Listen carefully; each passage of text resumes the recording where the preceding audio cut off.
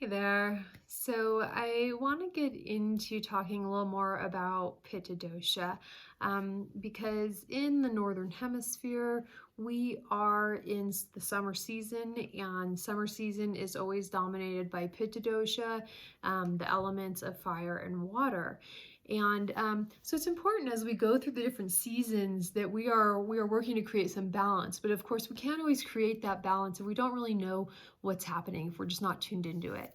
So again, that's why the more and more we learn about the elements, the more we learn about the doshas and how those energies are moving in nature, the more in tune we become with how they are moving in our own bodies and minds. And so it being summertime means that the fire element is most dominant. In spring, we saw the water, starting to run out of the mountains, right? The snow melts. Snow is melted by the sun, the earth's fire element. That water runs down. It fills up the lakes. It fills up the rivers and streams. They're running faster. And as the heat becomes stronger over the course of the summer, that water element starts to get dried out, right? And so that fire element becomes more dominant. And this is sort of the natural occurrence as we watch by the end of August, right? Some riverbeds and whatnot may be completely dried out. So this is sort of a naturally occurring phenomenon. Again, we are part of nature, so what is happening in nature is reflected in us too, okay? So the things we want to watch out for when the fire element is getting stronger and the water element's getting weaker is just an overall heated processes, okay? And when I'm talking about heated processes, things in the mind that will be heated processes include anger, resentment, rigid thinking patterns, that my way is the only way. You might even get into, thinking about sort of narcissistic personality disorders, right? Just a really rigid, egotistical thinking. I mean, Pitta can really drive that type of sort of a selfishness. A balanced Pitta is an amazing leader. A balanced Pitta will have enough water element that the emotions of love and empathy, the ability to empathize, the ability to be kind and compassionate, those things will exist for Pitta as long as that water element is kept healthy.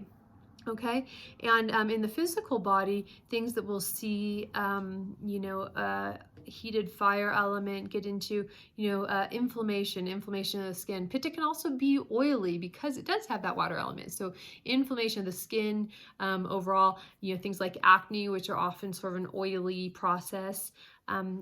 Any sort of inflammation, the eyes getting reddened and irritated, things like eczema that might flare up, heartburn, reflux, and just an overall sense of warmth or overheatedness. Those are all signs that that fire element is growing.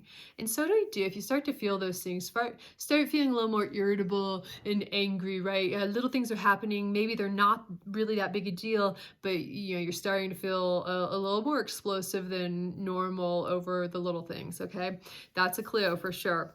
Or you're just feeling overall your temperature rising, okay? Those are clues. And so we want to keep that balanced. How do we do that? The sun is hot, right? Number one, let's stay out of the hot sun, okay? Seek shade. If you have to be out there, seek shade. Wear protective clothing. Don't let your skin get sunburned. That is, one of our biggest barriers to toxins, and we start to compromise that protective barrier with a bad sunburn. Okay, plenty of water. We want to drink it. We want to be near it. We want to be sitting near, hearing the sounds of water. Maybe we're near a river. Maybe, you live in a desert or something. You can't get near a river. It's something like a water treatment, a little water fountain for your home or something. Hearing that trickle running can be very helpful, soothing for that fire element. And just overall, some moisture. Healthy fats are great for Pitta, in particular things like coconut oil, ghee, sunflower oil. Those are really my top oils in summertime. Cook with a lot of sunflower oil and ghee, and coconut oil too if I want any of that coconut flavor. Also just, rubbing yourself down with coconut oil is a great therapy for overheated Pitta, okay? You can do that. We call it abhyanga. in Ayurveda is basically self-oil massage. This time of year, that coconut oil would be, top choice to just head to toe, and you want to go in a downward motion all the way down to your feet. Take that oil rub all the way down. You can go around your joints in circles, that type of thing. Just give yourself a little love. Pitta often needs extra love.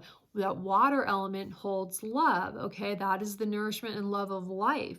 And so as that water is drying out, Pitta feels into that and feels a little more hard and rigid. And so Pitta has to be loving on themselves a lot so that they can keep loving on others, okay? If Pitta forgets to love on themselves, then it might be a little harder for them to love on others too. So what I mean by that, again, is just taking care of themselves. Enough water, getting enough rest. Pitta loves to work hard and play hard.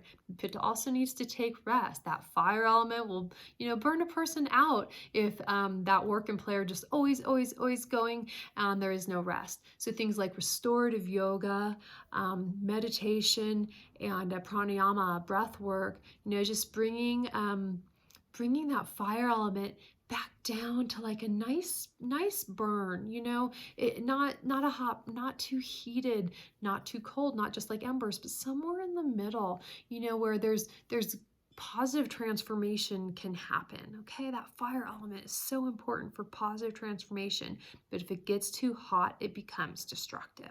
Okay, so really keeping that fire element in balance and keep holding on to that water element this season are just of utmost importance for keeping the Pitta in a cool and healthy and happy state. All right, hope that is helpful for August. Namaste.